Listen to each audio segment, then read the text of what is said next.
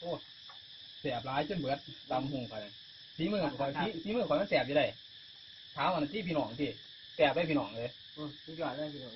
สีมือข่อยสีมือเบาเท่านี่ทุกหน่อยนี่เบากล้วยนี่เพิ่นมาเรียนน้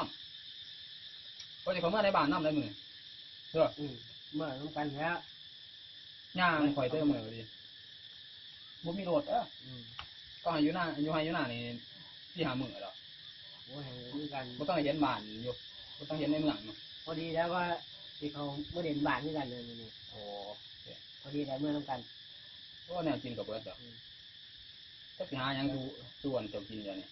แต่ว่าเพื่อสิมาเด่นน้ำก็ดีเอามีอยู่แนวกินน่ะนี่เหรอมาต้มมาต้ม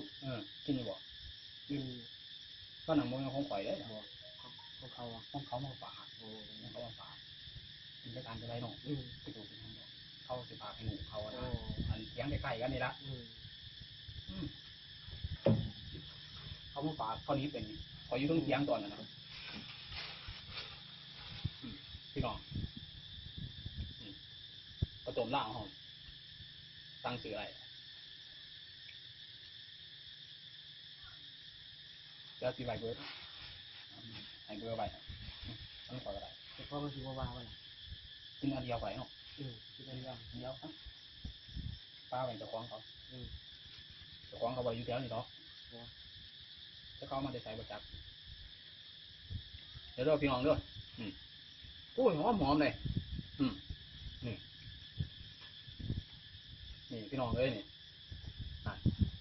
คือจะแสบเป็นยังนี่แสบ